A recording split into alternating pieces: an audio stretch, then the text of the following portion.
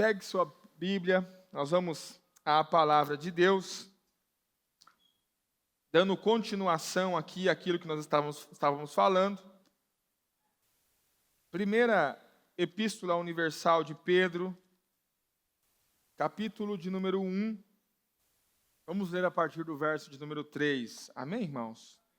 O texto diz assim: Bendito seja o Deus e Pai de nosso Senhor Jesus Cristo, que segundo a sua grande misericórdia nos gerou de novo, para uma viva esperança, pela ressurreição de Jesus Cristo dentre os mortos, para uma herança incorruptível, incontaminável e que não se pode murchar, guardada nos céus para vós, que mediante a fé estáis guardados no poder de Deus para a salvação, já prestes para se revelar no último tempo, em que vós grandemente vos alegrais, ainda que agora importa, sendo necessário, que estejais por um pouco contristados com várias tentações, para que a prova da vossa fé, muito mais preciosa do que o ouro que perece e é provado pelo fogo, se encha em louvor e honra e glória na revelação de Jesus Cristo, ao qual, não havendo visto, amais, no qual, não vendo agora, mas crendo, vos alegrais com gozo indescritível e glorioso, alcançando o fim da vossa fé, a salvação das vossas almas. Amém, irmãos? Eu quero ler novamente o verso 7, 8 e 9, para nós darmos sequência naquilo que nós vínhamos falando. Eu quero falar sobre algo importante, irmãos, muito importante. Olha só, verso 7.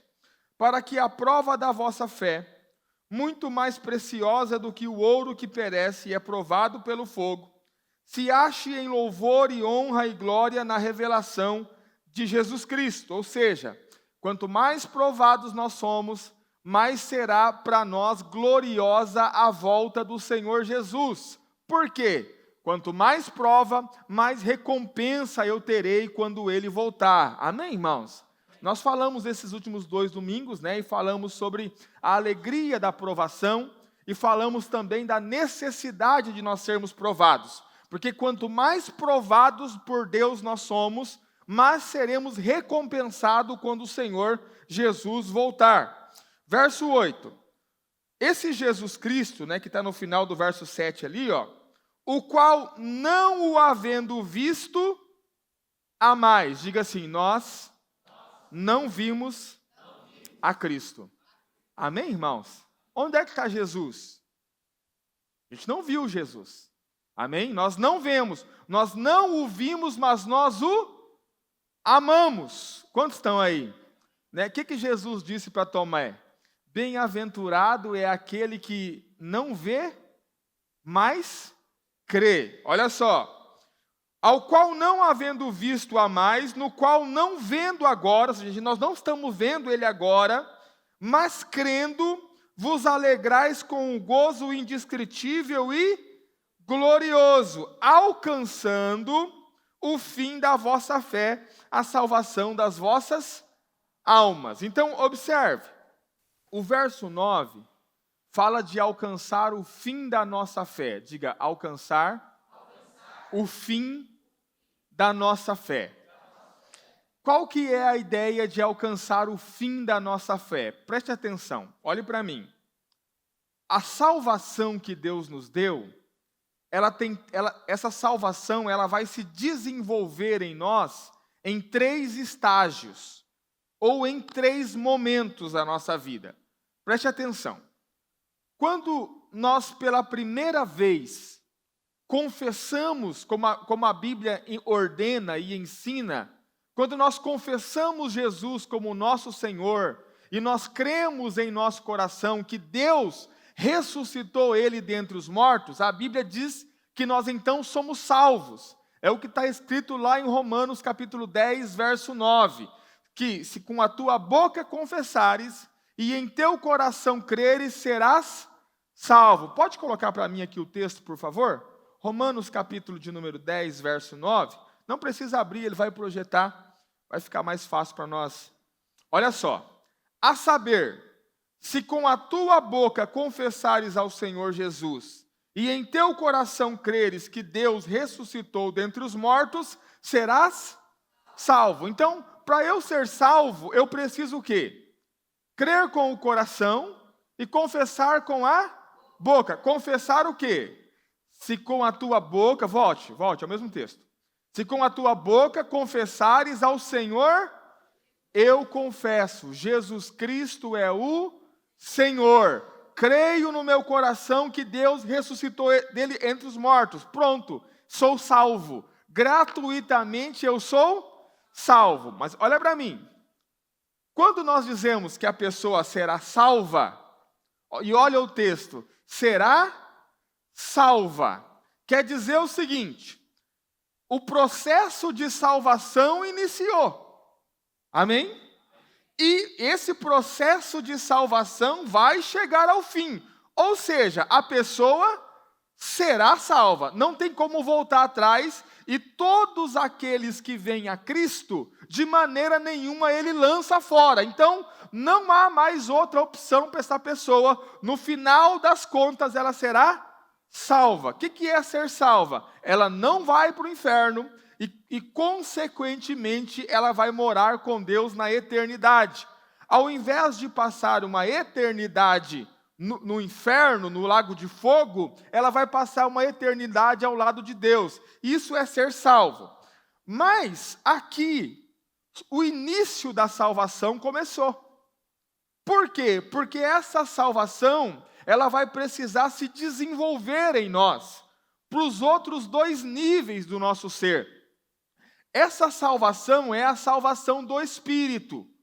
Mas nós somos Espírito, nós também somos alma e nós também somos corpo. Então, a salvação que começou no Espírito, ela vai começar a se desenvolver até tomar a alma. E por fim, essa salvação vai tomar todo o corpo.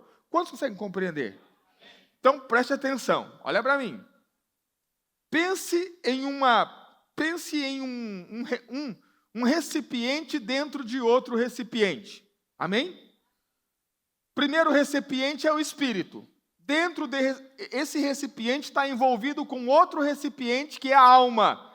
E esse recipiente está envolvido com outro recipiente que é o corpo. Então a ideia é, quando encher o Espírito, vai transbordar para a alma, sim ou não? Já viu aqueles casamentos que eles botam aqueles monte de copo assim, empilhado? Copo não, né? São taças, né? E aí coloca água no primeiro, né? Ou não é o cachaça que vai colocar, sei lá o que coloca lá. Bota no primeiro. É champanhe? Champanhe. Cachaça. Aí, quando o primeiro enche, faz o quê? Transborda para o próximo, que normalmente é 2 que está ali embaixo. E aí vai, e assim por seguinte. O Espírito é a parte mais íntima. Quando o Espírito enche, vai começar a transbordar para a alma. E quando a alma completar, vai transbordar para o corpo. Por isso que o corpo é a última parte do nosso ser que vai ser salvo. Consegue compreender ou não? O corpo vai ser a última salva. Mas observe, quando nós confessamos Jesus como nosso Senhor, diz a Bíblia, Jesus disse que o nosso espírito fica pronto, de imediato. Jesus diz assim, orai e vigiai. A carne é fraca, o espírito, porém, está pronto. O que significa isso? Que o meu espírito foi completamente cheio pelo Espírito de Deus. O Espírito de Deus veio habitar em meu espírito. Mas agora, essa salvação, ela precisa desenvolver e tomar minha alma. Preste atenção. O que é o Espírito, pastor? É a parte mais íntima do nosso ser. É a parte que nos faz contactar com Deus. O que é a alma, pastor? É a sede do meu eu. É aquilo que eu penso, é aquilo que eu tenho vontade, é aquilo que eu sinto. Isso é alma, é o eu, o ego. Mente, vontade e sentimentos. E a salvação que começou lá no Espírito, agora chegou na alma. E o que é salvar a alma? É transformar mente, vontade e sentimentos. Quantos estão aí? Olha para mim. Esse é o segundo processo. Chegou no segundo estágio. O texto que nós estamos aqui falando, ele diz assim no verso 9, ó. Alcançando o fim da vossa fé. Que é o quê? A salvação das vossas almas. Então olha para mim, preste atenção. Quando eu criei no Senhor Jesus e confessei, deu start a minha salvação, é o início da fé. Até quando eu vou usar essa fé? Até a hora que minha fé for salva, porque o fim da fé é a salvação completa da alma. Quantos conseguem compreender? Os irmãos estão entendendo ou não? Olha o texto, projeta para mim, por favor, verso 9 de 1 Pedro. Alcançando o fim da vossa fé, ou seja, diga assim, fim. A fé vai chegar ao fim. O que é o fim da minha... Quando é que eu não vou precisar mais da fé? Quando a minha alma for completamente salva. O que significa isso? O que significa a salvação da alma? Transformação. Mente, vontade e sentimentos. Quantos estão aí? Enquanto a sua mente, a sua vontade e os seus sentimentos não forem plenamente transformados, você ainda vai precisar da fé. Tem um detalhe importante aqui, preste atenção. A nossa salvação tem 3 aspectos ou 3 momentos. Salvação do espírito, salvação da alma e, no fim, a salvação do corpo. A salvação do espírito não depende de nós. Nós não podemos fazer nada. A salvação do corpo também não depende de nós. Nós também não podemos fazer nada. A Bíblia diz que quando Jesus voltar, o nosso corpo será transformado em um corpo de glória. Ou seja, o que você fez? Nada. O que sobra para nós?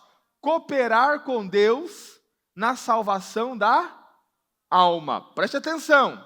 Salvação do espírito é completamente com Deus.